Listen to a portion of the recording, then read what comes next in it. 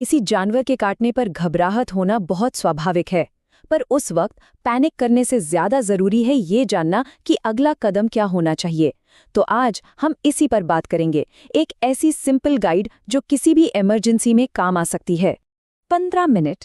किसी जानवर के काटने के बाद ये पहले 15 मिनट सबसे ज्यादा क्रिटिकल होते हैं। यकीन मानिए, ये वो टाइम है जो जिंदगी और मौत के बीच का फासला तय कर सकता है।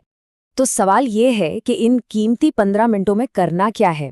देखिए, ये फर्स्ट एड का सबसे ज़रूरी हिस्सा है और ये समझना बहुत ज़रूरी है कि घाव को तुरंत कैसे संभालना है। तो ये हैं वो 4 सिंपल स्टेप्स। नंबर 1, घाव को फौरन धोना शुरू कर दीजिए। नंबर 2, कोई भी साबुन और बहता हुआ पानी, बस वही चाहिए। और हाँ, ये याद रखना है कि ये काम 1-2 मिनट नहीं, बल्कि पूरे 15 मिनट तक लगातार करना है। और आखिर में जब धोना हो जाए तो पोविडोन आयोडीन जैसा कोई एंटीसेप्टिक उस पर लगा लें। और ये आंकड़ा आपको हैरान कर देगा।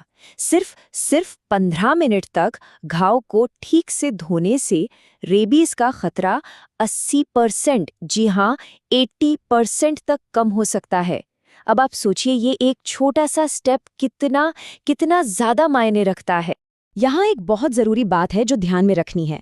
कभी भी भूलकर भी घाव पर मिर्च, हल्दी या राख जैसी चीजें मत लगाइए। ये जो घरेलू नुस्खे होते हैं ना, ये सिर्फ बेअसर ही नहीं है, बल्कि ये इन्फेक्शन को और ज्यादा बिगाड़ सकते हैं। अच्छा, फर्स्ट एड तो हो गया।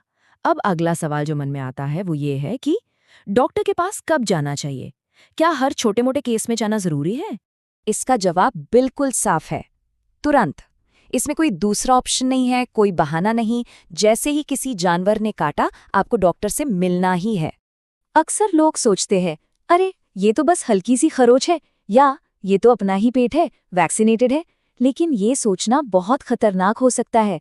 रिस्क कितना है ये तय करना डॉक्टर का काम है, हमारा नहीं। इसलिए हमेशा एक प्रोफेशनल की सलाह लेना ही सबसे सही रास्ता है। तो जब आप डॉक्टर के पास पहुंचते हैं तो वो सबसे पहले आपके रिस्क लेवल को चेक करते हैं। चलिए अब ये समझते हैं कि वो ये कैटेगराइजेशन करते कैसे हैं, ताकि हमें पूरा प्रोसेस क्लियर हो जाए। तो देखिए, रिस्क को 3 कैटेगरीज में बांटा जाता है। कैटेगरी 1 मतलब जानवर ने सिर्फ छुआ है या बिना कटी हुई स्किन पर चाटा है, इसमें कोई वैक्सीन नहीं लगती। फिर आती है कैटेगरी 2, इसमें हल्की खरोच या बिना खून वाली खरोच आती है, यहाँ रेबीज वैक्सीन की जरूरत पड़ती है। और आखिर में कैटेगरी 3 जो सबसे सीरियस है, मतलब कोई भी ऐसा काटना जिससे खून बहे या कटी हुई स्किन पर जानवर ने चाट लिया हो। इसमें रेबीज वैक्सीन के साथ साथ RIG यानी रेबीज इम्यूनोग्लोबुलिन भी दिया जाता है। तो जैसे ही ये कैटेगरी तय हो जाती है, आपका ट्रीटमेंट प्लान शुरू हो जाता है। इसके मेनली 2 हिस्से होते हैं। आइए अब उन्हें समझते हैं। सबसे पहले बात करते हैं IgG की। ये सिर्फ कैटेगरी 3 के केस में ही लगता है। इसे आप एक तरह से फर्स्ट लाइन ऑफ डिफेंस समझिए। ये रेडीमेड एंटीबॉडीज होती हैं जो शरीर में जाते ही अपना काम शुरू कर देती हैं। ये सिर्फ एक बार दी जाती है, जिस दिन काटा है उसी दिन, सीधा घाव के अंदर और उसके आसपास। रिग के साथ साथ रेबीज वैक्सीन का पूरा कोर्स लेना पड़ता है। इसका एक फिक्स शेड्यूल है। पहली डोज उसी दिन लगती है जिस दिन काटा, उसे कहते हैं डे 0। फिर दूसरी डोज तीसरे दिन, तीसरी 7वें दिन, चौथी 14वें दिन और आखिरी डोज 28वें दिन लगती है। इसमें से एक भी डोज मिस नहीं करनी है। अब एक और जरूरी बात, ये जानना कि किस जानवर के काटने से कितना रिस्क है, क्योंकि देखिए, हर जानवर से रेबीज होने का खतरा बराबर नहीं होता। तो यहाँ थोड़ी राहत की बात है। कुछ जानवर हैं जिनसे रेबीज का बिल्कुल भी खतरा नहीं होता, जैसे कि सांप, तोता या कौवा जैसे पक्षी, या फिर मधुमक्खी। और कुछ हैं जिनसे खतरा बहुत ही कम होता है, जैसे चूहे, खरगोश और गिलहरी। ऐसे केस में ज्यादातर घाव की सफाई और एक टिटनस का इंजेक्शन काफी होता है। अब आते हैं सबसे कॉमन केस पर, कुत्ते और बिल्लियां। यहाँ का नियम सीधा है, इलाज फौरन शुरू करवाइए और अगर मुमकिन हो तो उस जानवर पर 10 दिन तक नजर रखिए। और अगर गाय, घोड़े जैसे बड़े जानवर काट लें और स्किन कट जाए तो उसे सीधे कैटेगरी 2 या 3 में ही गिना जाता है।